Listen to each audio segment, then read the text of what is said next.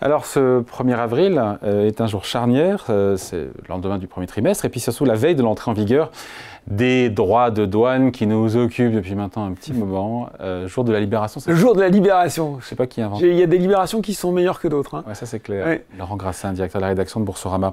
Donc c'est aussi l'occasion de relever un peu le compteur, de regarder un peu ce qui s'est passé sur les différents indices sur ce premier trimestre. Oui, parce que vous l'avez dit, effectivement, fin du premier trimestre, 3 mois marqués. On l'avait dit sur ce plateau, hein, le retour de Trump, c'était le retour de la volatilité.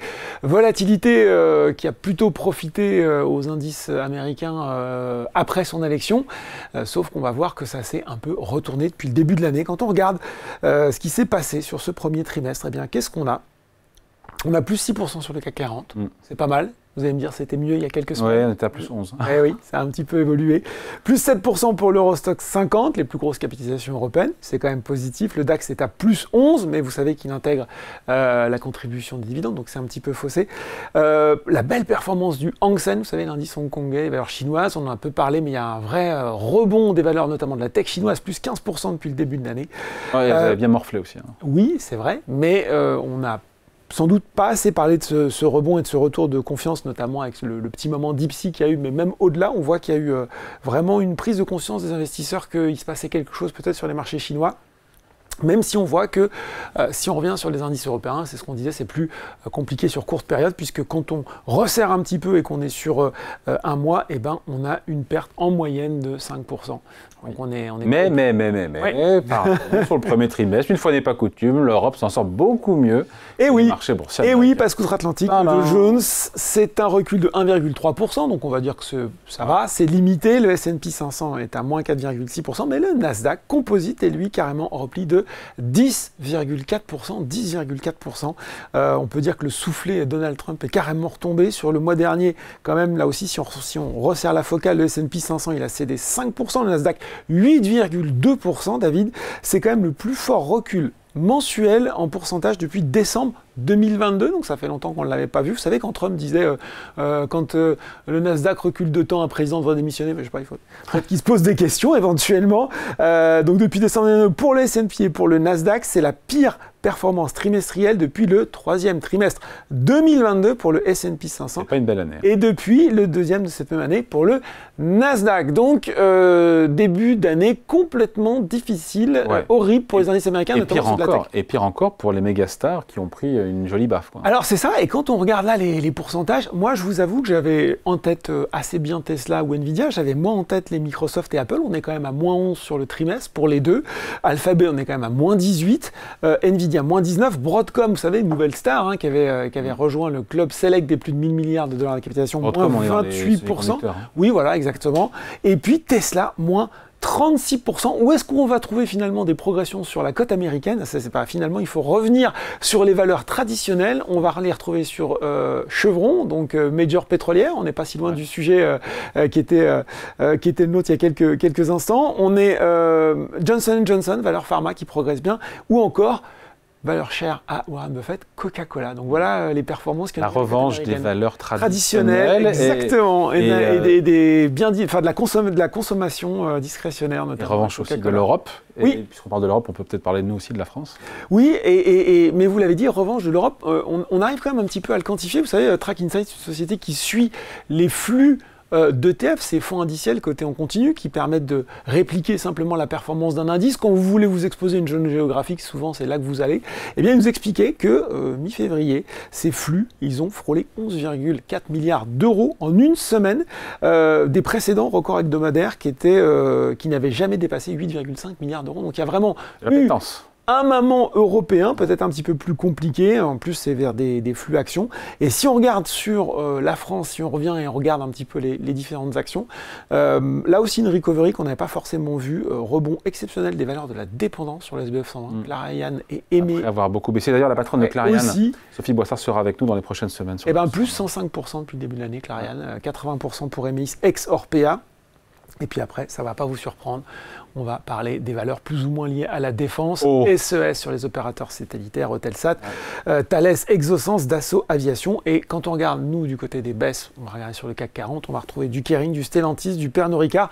Donc on ne peut pas complètement dire que ce soit totalement lié aux droits de douane, encore que pour Stellantis et Pernod Ricard. Stellantis, on voit sur les valeurs auto, et Pernod Ricard, on voit bien la menace qui passe, puisque l'Europe, en rétorsion, voulait taxer le whisky américain, et donc menace sur les produits européens. Donc on voit bien quand même que voilà, donc on voit bien que ça fait son effet, en tout cas cette menace-là. Ah, et je le disais en introduction, Laurent, il y a évidemment demain, mercredi, de la Libération, c'est cela. Oui. A priori, on dit a priori parce qu'on n'est pas à l'abri, mais je ne pense pas, d'une énième volte-face.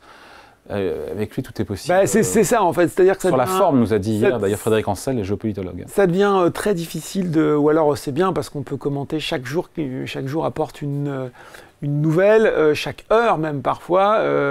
Ce week-end, effectivement, on était plutôt sur un durcissement du discours. Samedi, le Washington Post disait qu'il avait demandé à ses conseillers d'être plus fermes, parce que vous savez, c'est aujourd'hui qu'on doit remettre les propositions, donc il y a moyen d'être plus ferme.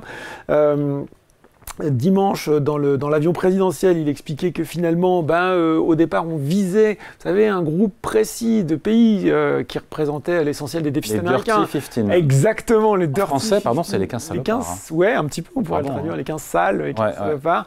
Qui sont donc les pays qui ont des gros déficits. Excédents, enfin, qui ont des excédents commerciaux avec les États-Unis, ou qui créent des déficits commerciaux. C'est quoi? C'est le Japon, c'est la Corée, c'est l'Europe. C'est l'Europe, exactement. Oui, on est dedans. Le Canada aussi. Voilà, donc là, il a dit, ça pourrait pas être que cela, ça pourrait être finalement d'autres pays, tout en sachant que, voilà, on a déjà un certain nombre de droits de douane qui sont tombés, qui ont déjà été commentés sur l'automobile, sur l'acier, sur l'aluminium et sur, bien sûr, les produits en provenance de Chine. Donc demain devra apporter une nouvelle page à ce feuilleton un peu fatigant, il faut le dire, David. Et c'est ce qui explique que pour partie la baisse, évidemment, du marché boursier européen et du secteur auto, évidemment. Même si vous avez vu, ça remonte un petit peu aujourd'hui. Donc on a l'impression aussi quand même que les marchés, on commence à vivre avec ça, cette espèce de joyeuse hésitation. On le disait, quand Trump est arrivé au pouvoir, j'ai fait une chronique, j'avais dit il y a deux choses qui vont être assez certaines, le retour de la volatilité. On y est, ça n'y a pas de surprise. Et j'avais dit, si vous avez des valeurs de l'auto, faites gaffe. On y est aussi, malheureusement.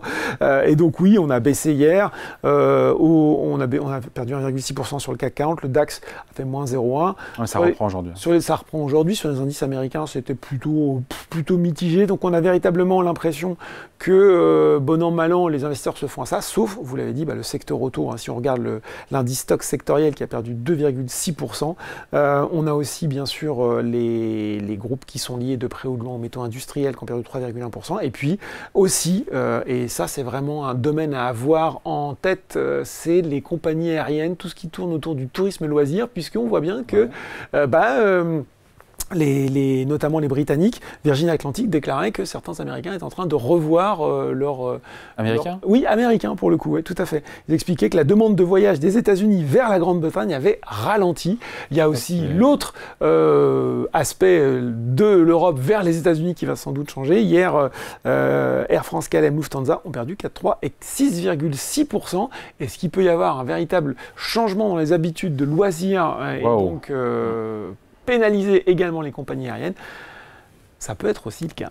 Bon, on se dit quoi? On se dit que dans les prochains jours, tout ça va rester encore une fois, la situation va rester incertaine et donc volatile, avec possiblement des pays qui vont se mettre à négocier avec l'administration Trump. Alors c'est ça, on n'est pas à l'abri que dès demain, d'ailleurs, ils disent bon, finalement, j'ai négocié et pour certains, ça va pas être ça et pour d'autres, ça va être ça. Donc ça va être encore très difficile d'y voir à peu près clair. Surtout, ce qui est important de noter, David, c'est les effets retard de tout ça. Et c'est ça qui nous intéresse, c'est de dire, ok, potentiellement, on sait que ces annonces de droits de douane, elles peuvent déstabiliser l'économie mondiale, etc. Ça, on l'a déjà dit. Après, c'est l'effet retard et comment tout ça se traduit au niveau, notamment, puisque c'est lui qui nous intéresse in fine, toujours du consommateur américain. Qu'est-ce qu'on voit aujourd'hui? C'est qu'il y a quand même deux choses assez nettes. La confiance du consommateur américain ne cesse de se dégrader. On est revenu 2-3 ans en arrière. Et à contrario, les anticipations d'inflation ne cessent d'augmenter. Exactement. Donc c'est lié d'ailleurs. Voilà. Donc on se retrouve dans un cas où on va avoir à mon sens, des indices de ce qu'on appelle, vous savez, des indices un petit peu soft, qui donnent un petit peu une tendance de l'économie, ça va être les indices ISM, les indices des directeurs d'achat, que ce soit dans le manufacturier ou les services, qui pour moi, vont être à suivre parce qu'ils vont vraiment donner la tendance de ce qu'on attend sur l'économie américaine. Si ces indices commencent à se dégrader, ça montre qu'il peut y avoir une vraie répercussion sur l'activité économique. On aura les données de l'emploi aussi vendredi. Et je pense que quand on est investisseur, il faut à peu près se forger cette seule conviction qu'au final, c'est l'état de l'économie américaine et la croissance de l'économie américaine qui vont dicter l'action de Trump. Donc, il va se passer, il y a un effet retard de quelques mois. Peut-être pouvoir accepter une récession, c'est ce qui se dit. Ouais, moi j'y crois pas du tout. Donc je pense qu'à partir du moment où l'économie américaine que Biden a laissée dans un super état, contrairement à ce que disait Trump, certes on pourrait parler de déficit, mais en tout cas il y avait de la croissance, il y avait un très faible niveau d'emploi, il y avait des indices qui étaient très faible niveau de chômage, très bon niveau d'emploi, des indices orientés au top. Si tout ça, là, d'ici quelques mois, commence à piquer du nez, il ne pourra pas continuer sur cette rhétorique. Donc, patience, il va falloir encore tenir, à mon sens, quelques semaines, quelques mois au rythme des déclarations avant que le juge de paix soit à l'état de l'économie américaine. Bon, on se reverra d'ici là. Je pense qu'on on aura beaucoup de choses. Plein de nouvelles à commenter. Ça, c'est clair. Merci beaucoup. Merci, David. Laurent Grassin, directeur de la rédaction de Boursorama. Merci, Laurent.